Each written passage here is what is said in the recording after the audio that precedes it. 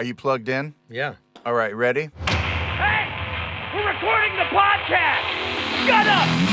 Good morning to you, wherever you are, because it is running somewhere. There it is, July 21st, 2026. My name is Bernie Burns, finding his groove. Sitting right over there, it's Blaine Gibson's head. Blaine Gibson. Blaine Week, it's back. You guys voted me 2025's number one guest, and I'm here to give my acceptance It's speech. democracy in action, if you think about it. beautiful. Right? This is our podcast is one of the last bastions of democracy. We can't get it anywhere else. You voted for it, you fucking get it. Blaine Week, it's here. So can I ask some questions? Because we briefly touched on the fact yesterday when you were on the podcast. You're getting married very soon. So what's been like? How you doing? Like, I can tell you're getting in shape more so for the wedding. Like, you're trying to get that. You're already in shape, but you're trying to hit that window of like Max Blaine. I want to look real good. You were Blaine Maxing. Yeah, so running, I got back into running. Fuck off. No, it's good. No. It's real good. It tightens everything up because before I was kind of loose and creaky, and then now I'm like running around and I feel good again. I just hate it so much. Are you running like out in the world, or are you on a treadmill? No, I'm running out in the world. Yeah, that's different. I'm doing like Rocky shit too, where it's like hot out. It's like the middle of the day, sun's blasting, and I'm going for it. Did you run last week when it was like a fucking swamp in this town? I got buddy. scared when I came back here. Got swamp ass. Yeah, man. Where do you run? Do you go down by like Town Lake and all that stuff, or? No, I just run around my neighborhood. Okay, there you go. Yeah, waving at the neighbors and making all the heads turn. Not that no one's looking at me. You got that? You got that app, Strava? Is that what that's called? Oh Think that's no, on? I don't mess with. Okay, so I have mapped my run. This is not an ad. It's just the app that I've been using for the last, 15, 20 years. And it saved every run I've ever taken. And boy, when you compare yourself to like 22-year-old you, it's a bummer. You're like, shit, Dude. What happened to me? Wait till you're comparing yourself to yourself at 45. You're looking good. And that's in the rearview mirror. Hey, we didn't talk about a couple sports things while we're talking about athleticism here. Yeah. Two things. Over the weekend, a Scotsman, Josh Kerr, broke the record for the fastest mile ever run. I saw that. He ran 3:42.66. Yeah. And it was a 27-year-old record, which here we go, right? You're like, oh my God, that record's been around for 27 years? 1999. No. It always sounds like so much in the past, and it's like 1999. Yeah, so he broke the record. The other thing was we didn't mention the World Cup. But Oh, yeah. so Spain defeated Argentina. Sorry we didn't mention it after so much World Cup coverage. But on Sunday, they defeated them. The real game, though, was the Saturday game for third place when France and England played. And it was like 6-4. There were 10 goals. I've never seen a higher scoring soccer match. It was great. What do they call it when you go overtime? It's not overtime. It's overtime, right? No, Extra it's time? Extra. It's like blockage something time. Stoppage time. Stoppage time. So it's like the little bonus they get at the end of regulation when Yeah. for all the stops they did, or at the end of a half, basically. Yeah. And listen, I've been very open and vulnerable about my soccer journey with the audience. And they have been, I think, appropriately abusive to me for all my mistakes of talking about soccer. Well, And- are they going to get you for even just saying soccer and not football? No, we've come to terms with that. After Scotland got out, I got all bitter and I said, "Nah, I'm just going to call it soccer. Fuck y'all." Yeah. Well, so this match between England and France, I guess they just had like a gentleman's agreement to just have fun and just score as many goals as possible and skew the results for the Golden Boot. That was crazy. It was dude. crazy. Yeah. And I had also- a friend who was like, he's an Irishman, and he was like, basically any team that's not England. I mean, you could talk about it, right? I don't indulge in that though, because I have No. friends who are English, and why I don't have the beef with England. You know. Also, I'll Playing it be too honest safe. with you. Playing it too safe. Take a stance. Take a stance. No, here's what it is. You'll understand this, right? Because that rivalry is clearly Scotland is like the little brother in that rivalry. Yeah. And I'm not used to being on that end of a rivalry, like with Longhorns and A&M. We were always big dogs. Yeah. Yeah. I don't like the feeling of being the like little brother kicking you in the ass kind of a thing. The UT&M thing was always so weird. I had a buddy that went to A&M, and I just remember like What happened to him? I don't know, brother.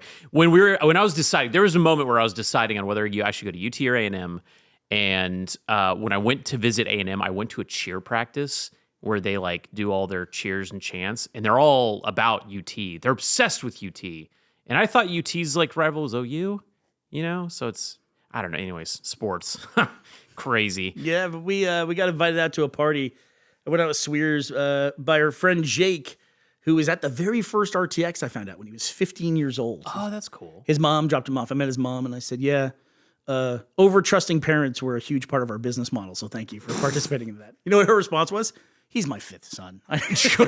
Take him. I was hoping you'd get adopted. What was I risking at that point? But yeah, it was great. It was great to see the finals. Spain won. It's a boring as shit game, in my opinion. I actually didn't watch the England-France one. I watched up until I think like England scored like 3 goals, and I'm like, I turn this off. Yeah. It doesn't matter. And then it was the craziest like second half of football in the history of football. Everybody loved that match. What I hope is that informs next year, because England got eliminated because they did this park the bus strategy, right? Uh-huh.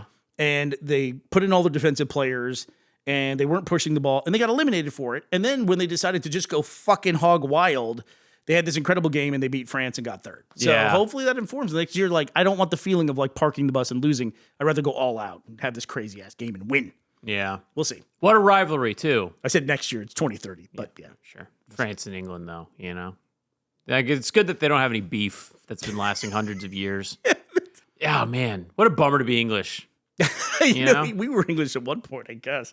But no, I refute that. That's disgusting. Right before I came here, Ashley convinced me to go like on a last-minute trip. This sounds ridiculous, but it's not, because of where we live. We went on a last-minute trip to Spain. We had one of those like, email deals. And she actually goes, we're doing this. I was like, oh my God. It was really weird to watch. I forget what game it was, but I was watching the BBC broadcast of one of the World Cup matches in Spain. And of course, they have the British advertisements on it. Mm-hmm. One of the advertisements, like in America, was for like recruiting for the military. There was an ad for the British Royal Navy that I was watching on Spanish television. I thought, how unhistorical this is. Like, it's like, how did we get here where you can advertise the British Royal Navy while you're in Spain? It's just like crazy. What's their flavor of nationalism and propaganda taste like? Is it fun? Is it cool? The UK? Yeah. It's similar. It's very similar. Spain's got its own thing going on now, like on a more like France on a populist basis, which is like the people, I mean, where there's areas of Barcelona where they're like, if they see tourists, they like hit them with spray guns. Bernie, and stuff. Please. Barcelona, yes. Where Ben lives. He's been partying all week. We've had to push meetings because it's like a week-long party with Spain winning the World Cup. Yeah. That'd be cool. I should go there. Spain sounds fun. Wait, which ones? I think a lot of people are actually not happy with American tourists right now. Not the brand that I used to work for. Oh, we're doing okay, actually. Really? Yeah, we're doing okay. What the Scots are doing fantastic. People love the Scots. Did we win back goodwill because of World Cup? We won back goodwill because we don't go that many places, and Chinese tourism kind of knocked us back into second place. Chinese tourists, like, they had some bad behavior. Okay. Kind of taking the lead and pushed America back. Also, British tourists are not very well liked either. No, I hear that too. Man, I don't know about you, but anytime I'm traveling in a place that is not America, I make myself small and quiet and respectful. Like, the last thing I want is for someone to look at me and just be like, dickhead. I know. Yeah. Also, I think you told me about this. You always got to push Texas. Whether like whatever the policies or the politics of it are, you got to say, oh, I'm from Texas. You know who I learned that from? Who? Gustavo, your castmate from Stinky Dragon. Yeah. He took a trip to Japan, and they were fascinated by the fact that he was from Texas, and everyone wanted to ask him about what is a sheriff. Like, to them, it was like a shogun. Like, it was like this cool. Independent war. They're like, explain the concept of a sheriff. Yeah. They all just couldn't wrap their minds around it, which is such a weird thing to obsess on, right? I went to a place in, it was like Tokyo, and I wanted to get like Japanese denim because they've got the best denim, because everything, it's not about how fast you can churn out something, it's about the quality. And like, if they built a system around how they make this specific kind of denim and that denim works, brother, they're keeping that for as long as that machine runs. And so I was going to the store, and they had just like, there was just like this whole team of Japanese people measuring me and like talking to me. And they're all really cool, but they loved my muscles, and I fucking loved it, dude. I felt like Godzilla. It was so sick. because they were like, oh, hey, and I was like, oh, I was like explaining my enthusiasm for their denim, and they're like, oh, your little brother. This one guy was like, little brother, and then he's like, have you tried on this shirt? You should try on this shirt. Popped off my jacket, and he's like, oh, big brother, and I was like, yeah, fuck yeah, bro, hell yeah.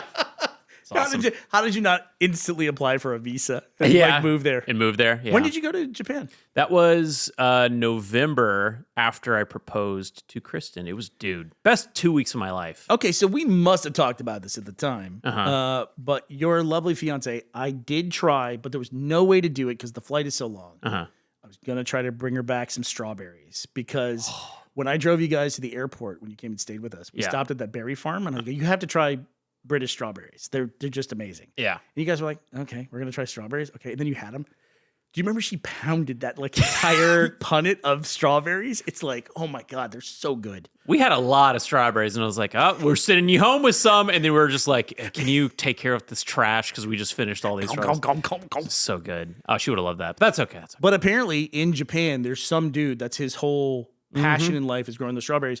And he's got like 150-pound strawberry, meaning like the monetary currency pound. Sorry, I have to explain because I'm from the UK. What? So imagine like a $200 strawberry. Who are you? I know, right? You said pounded before dollar? No, yeah, listen to me. You know what I used to say just to keep it like even keel? I used to say bucks for everything. Bucks, that's a good term. When I say dollars in the UK back home, they like go like for them it's not even real money. They're like, give me more baked beans for breakfast. Well, I mean, if you think about a currency too, when I first started going over to the UK, it was $2 per British pound. Right.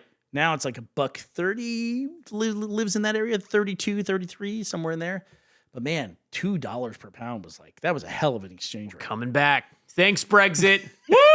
Yeah, it's one of the things. It's definitely one of the things, man. Yeah. So we're going to talk about some news here, Blaine. Ashley wanted us to talk about that there's a bunch of Fallout games now that have been confirmed. We had just said on this podcast that I couldn't believe that while the Fallout series was such a big hit on Amazon, they hadn't announced any new Fallout games, any new remastered. They've now announced all of them. They've said now that the Elder Scrolls 6 is now in full development. That's obviously not a Fallout game, but that Fallout 5 is in development, and that you should expect remasters for Fallout 3 and for Fallout New Vegas very soon. That's wild. Can I be not excited about this? Just because I feel like we're in the era of HD remakes, and I feel like the games industry is going through something where everyone's struggling, and it seems like employment is difficult. But they're like, we're gonna tickle the nostalgia bone, and it just feels like it's hard out there. And I feel like there's like a lot of the guys from the original teams that probably aren't going to get any sort of credit or monetary gain from their game getting like HD updated and re-released. Interesting. It just all kind of feels a little like it's hard for me to get thrilled about it. I mean, it's cool if you're a Fallout fan. Hell yeah, you're getting this year or whenever. But I don't know, man. I'm tired of seeing record numbers of sales, and then it's just like dudes can't get a gig, to save their life. Yeah, time and time again. Like even like when you talk about companies that are doing layoffs now, and they're looking down the road at like what they're all saying are AI efficiencies to come. That's what they're saying publicly. And they're laying off all these people. And then but you look at their profits for the year, and they're making billions of dollars in profit, and yet they're cutting all of those people. If the company's in the red, okay, it sucks, but it makes sense. You got to do something to right the ship. It's weird when they're all making billions of dollars and still cutting the jobs. Yeah. It's a late stage capitalism that I don't enjoy, and the AI stuff is only pissing me off more because I am so morally opposed to all of that nonsense. I'm a ChatGPT version. I still haven't touched that shit.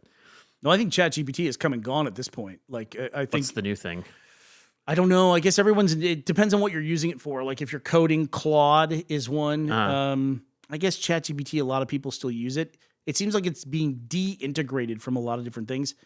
There was a story a couple of months back where Anthropic, who makes Claude, wouldn't remove some of their like guardrails for their AI in order for the Pentagon to exploit it. And they said, we will not do this. And ChatGPT showed up, OpenAI, and said, we'll take that contract. And I think that was like the last huge thing to be like, fuck you. I mean, it's the Pentagon, for God's sake, right? The argument that I'm hearing about people who are dipping their toes into it, and they're saying, well, like, you got to get on board because you're going to get left in the dust if you don't. I feel like the opposite is true, where I'm going to be fine. I'm going to continue to operate as a human and be able to use my brain to its full capacity.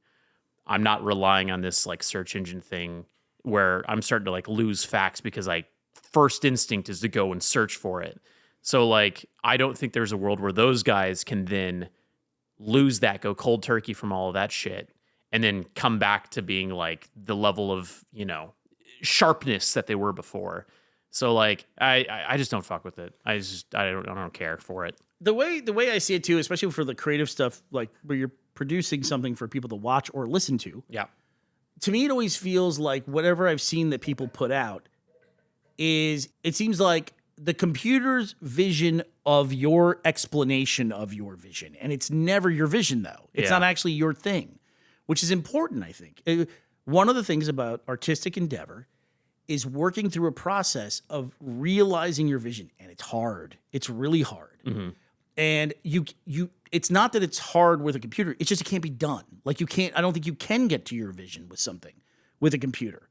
That being said, I'm one of those people, it's like, I recognize, having been alive this long, the inevitable march of technology, and it's easy to judge technology based on where it is today, And it's like it's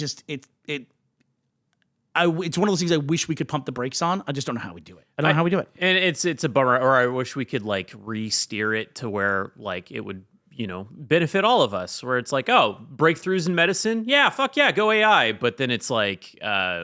Graphic design, like this looks like shit. Or even now, pictures of people. Like, no one believes anything. You don't believe anything. Yeah, he who will not be named, but the hospital stuff, it's just like, and now it's creating skepticism, and everyone's like, I don't know what to believe is true anymore. Which is very beneficial to a certain group of people. Yeah. It is. It's terrifying. I don't mess with that stuff. There was a thing, though, during my bachelor party, we were just watching shitty movies like all weekend long. Oh, hit me! What do you got? I just got I got it's remastered, but I feel like it's okay with movies. I feel like the original team is involved with it. I got a remastered version of They Live. That I'm. That's not a shitty movie. I have John Carpenter's They Live. Yes, John Carpenter's They Live. I wouldn't say that like if you were in the Criterion closet, you're picking They Live. Whoa, look at the time, Bernie. I gotta get going, man. It's got like a 25-minute fight scene in an alleyway. Yeah, it fucking rocks, dude. Goes forever. Man. And by the way, when I say a fight scene, it's two guys. It's not like John Wick, where he's running through a hotel among multiple floors. It's two dudes. Roddy Piper and Keith David just going at it. And using chewing the scenery, but literally like they're throwing garbage cans and shit at each other. If you haven't watched that movie, that's so fun. That and Big Trouble in Little China, they're out there movies. But I just watched Big Trouble in Little China too. Right. Yeah. Was that a shitty movie, Bert? No, but it's shitty's not the right word. There are no shitty movies. Campy. You're on thin ice here, Bernie. Okay, well, so you tell me, what were the shitty movies that you watched? Happily. It was like Nazi surf ninjas must die, or Nazi surfers must die, or something like that. Okay, I'd like to retract my previous statement. You're right. You're headed in the right direction. There was one that I wouldn't even say is shitty, but it was pretty rad, but like really out there. It was a Hard Ticket to Hawaii or something. What?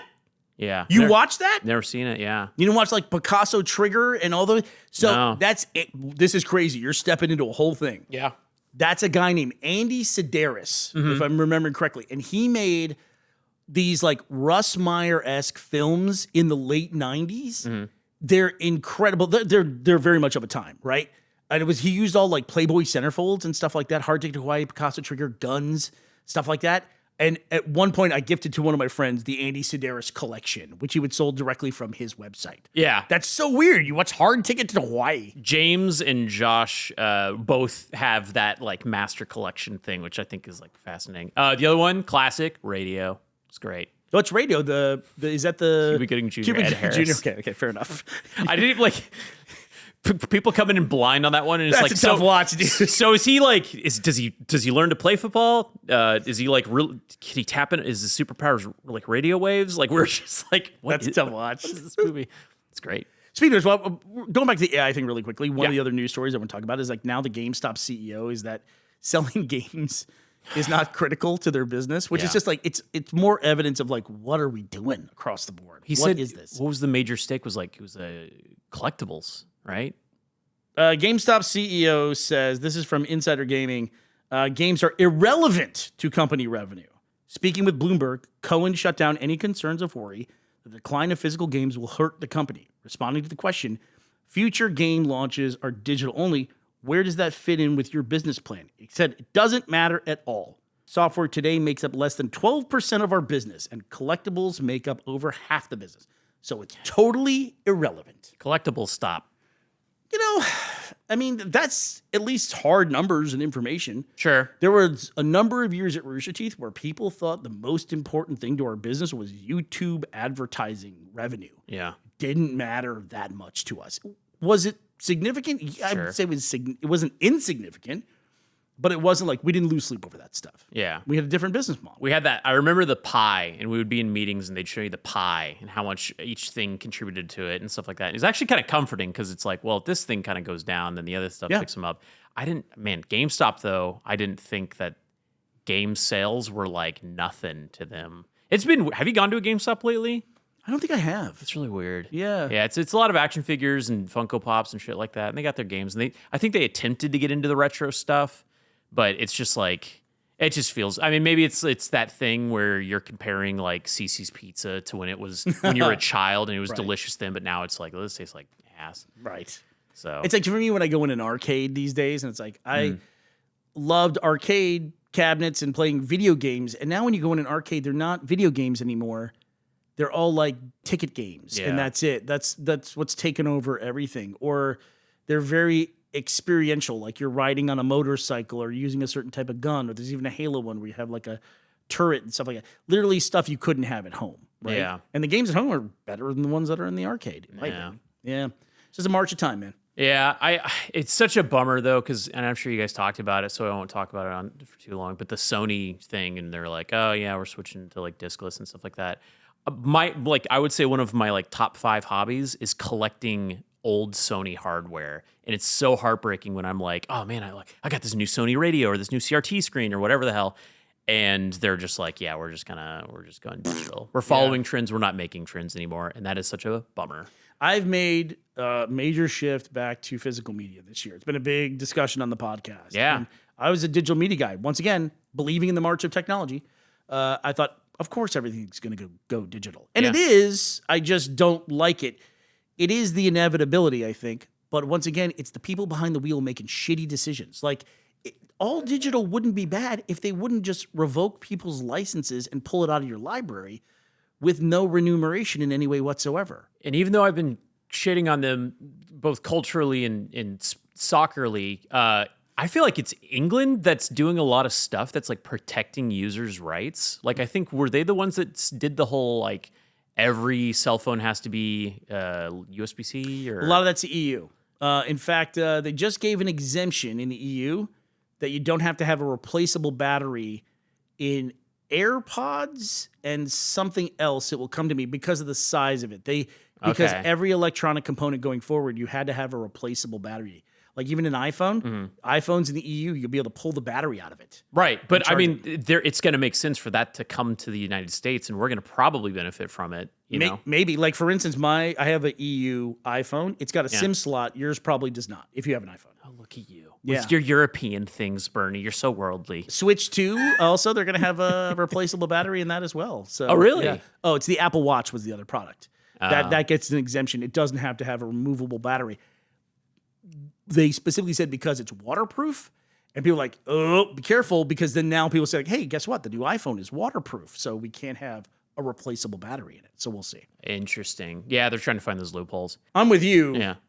I'm grateful for the regulation. It seems like the concept of regulation has gone out the window, dude. Well, especially in Texas, too, and like, not to get into like drug talk and stuff like that, but like, I don't drink anymore. I pretty much only do like, they have like Delta products here in Austin, in Texas and stuff like that. And they're legal and stuff. And that's like basically like, yes, Bernie. Yes. You have a question, sir? Yes, I have a question. What is a Delta product? So they have like, it was Delta 8 and then it went to Delta 9. I think it is supposed to be like variations or something of THC. It's like, what's it called when it's not real? Synthetic? Oh, okay. I guess like weed.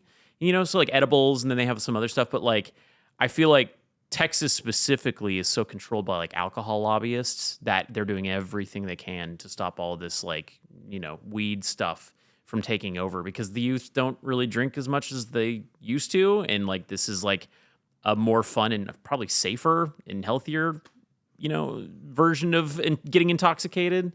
And so all this is to say, it's a bummer watching it happen locally, but it's very nice seeing that the EU is like, hey, let's get our shit together because this sucks for the users. What you're talking about too with the younger generation not drinking, it pains me to say this because it affects a lot of people I know. Yeah. It is kind of an unspoken thing in Scotland, especially the region that I'm in, where it's all these whiskey distilleries that are like, just based on what you know about these products, they're 12 years, 15 years, 18 years projection out because a whiskey is like 12 years old or 10 years old. At the bare minimum, it's at least 4 years old. And it's like, it goes historically through dips and valleys like any industry, and it's currently in a dip. And everyone's like, yeah, it always comes back, it will come back. But then there's other people who are like, it's not, it's different now. Not this time. It's different, yeah. And people always say that in any cycle. They say, this time it's different. But if the younger generations are moving away from it, it is different. Look at cigarettes, man. Yeah. I would there was a Reddit, like one of those old school cool things where it was photos from a roller rink. Yeah, and like there's like 14-year-olds smoking and stuff like that at a roller rink in the late 70s. That's all accurate. Like I smoked more before I was 18 than I ever did after. That's crazy thing to say, right? Yeah. Probably I smoked more before I was 16 than I did after I was 16. Just weird. It was just the way the world was back then, Yeah. Now nobody touches cigarettes, I mean, and wow, what a big, broad topic that we've like addressed because we talked about AI and now that's innovation that we don't like. But then this is kind of, I guess, innovation or change that I am grateful for because I mean, at the end of the day, like alcohol's not that good for you, And I think that I'm hoping that there's going to still be enthusiasts and stuff like that. Like I think people will appreciate the craftsmanship and the artistry of it, right? Mm-hmm. But like, I don't know, I could do away with Anheuser-Busch or whatever, telling my lawmakers, oh, well, let's not push this like DWI law too hard or, whatever the hell. I don't know. Do you think there's anything else like that's widely accepted during our time besides alcohol that in the future, just like people are like not doing that at all? It's going to be dietary stuff. It's got to be food. Probably preservatives and stuff. Yeah. I was thinking about that when I saw that gallery from the roller rink. Yeah. Is they're all smoking, probably drinking too and not showing it on camera. But all the people were like really fit, right? And it's like, it's weird to think that it was like, is our modern day food less healthy than the cigarettes back then? You know what I mean? Because it's like, and probably activity levels were higher too. And they looked older. It's a weird thing. It might be because of the aesthetic of the bygone era, but everyone looks a little bit older. Like 16-year-olds look like they're 28 or 30. But you can't help but notice they're all like really fit and in shape compared to modern standards. But I feel like even that's coming back around where I feel like Gen Z look older than I did when I was that age. Like I feel like I look pictures of myself. Millennials kept a very young look for a long time. Yeah, it's the microplastics. Yeah, it's all the Disney trips. Yeah, I don't know. Young. I feel like diet stuff. There's gonna be something. I mean, even just because like everything tastes like shit now. The food tastes different when I come back here. It tastes different. I did say recently that I always heard that people like, oh, I ate a meal at like Taco Bell and I felt terrible afterwards. I'm like, that's not really happened to me. Now I feel that way. Like energy wise and like it's a different feeling from the nutrients. Yeah. Don't know how to explain it, but I get it now. Like when people say that. We talked about Japan earlier when I came back from Japan and I was like, all right, time to pick up some American food. I was like, oh my God, shit. And then when I was over there, I was like, I'm burning these calories like nothing. And I don't know. Are any of your cheat meals involving iceberg lettuce? That's still going on. No, I'm not gonna get that poo-poo virus. I took a risk this weekend. You had a salad? I had a P. Terry's, and it had like iceberg lettuce. And I asked, "Do you guys have iceberg lettuce?" And she goes, "Yeah." What? Like, she's like, "Give me a hit. Let's see what you got. Let's see what you got. Let's see what you're made of, pal." So we'll see. I'm 2 days later. I feel okay. It's a week. So talk to me, man. You're wearing some like khaki, some white pants there, man. We did a documentary in India, and I didn't get anything bad in India. I felt like if it was gonna happen, it would happen there. Yeah. I feel like. I bet you could tank it, like your gut's strong enough that you could probably like take it. And you'd Just be take. good. I have enough hit points. I put all my points in the gut. Yeah, it's your constitution or whatever. You have advantage and shit. My alignment is lawful gut. That's what I got. Lawful gut. That's what I am. What I'm curious about is this: how are you going to fit those arms into a tuxedo? Like, what are you going to do, Brother? They sized me like a big boy. And not like okay, so the guy was very cool, right? He was like, I'm gonna give you more space in your arms because your arms are huge, and they're gonna have to custom build this thing because like this is big, and like, oh, your legs, and I was like, oh, this is all great and stuff like that. But he was like, I'm not gonna give you a skin tight suit. He was like, I refuse. Like, you want this thing to last you for a long time, and so like it's gonna have a lot more give in it than a suit that I've ever had because this is like tailor made. I watched a video with Arnold Schwarzenegger, and a lot of people are like, oh, they always talk about his fitness, but people were sleeping on his fashion. That dude looked great in clothes. Yeah. He used to wear suits with like pleated pants, and they fit him like really well. Yep. Go look at old Arnold Schwarzenegger pics in his style and stuff like that. I'm opening my mind to more like, I need to start dressing like a big kid now. You could do certain things in life that, like, once you do, you're like, now going forward, how do I go back from this? Yeah. One of those things I think is an actual tailored suit for a guy. It is a lot more expensive, but it's completely different than when you buy an off-the-rack suit or a rental tuxedo or something. You understand why people look good in suits. Yeah. When I won't tear my pants and like show my dick and balls to the whole wedding, Nobody's renting you a tuxedo. They're like, this, you're going to tear through that thing. It's insane. While you're at it, look at a picture of who's the bodybuilder? Ronnie Coleman. Look at a picture of Ronnie Coleman in a suit. That man wears a weird suit. Yes, there's just some body types where you can't. It's weird. It's like they're meant to be on stage flexing in a little Speedo. You know what I mean? And then you try to put them in a suit, and it's weird. Yeah, it looks weird. It's cool. But I'm sure you'll look fantastic for your big day. That's what we're all hoping for. All right, Blaine, well, thanks for joining us. I also want to thank our sponsors, Jonathan Acevedo, Raymond Stanek, Michael Pantano. Thank you for sponsoring this podcast. If you'd like to sponsor, please visit patreon.com or roosterteeth.com. All right, that does it for us today, Tuesday, July 21st, 2026. We will both be back to talk to you tomorrow. We hope you will be here as well. Bye.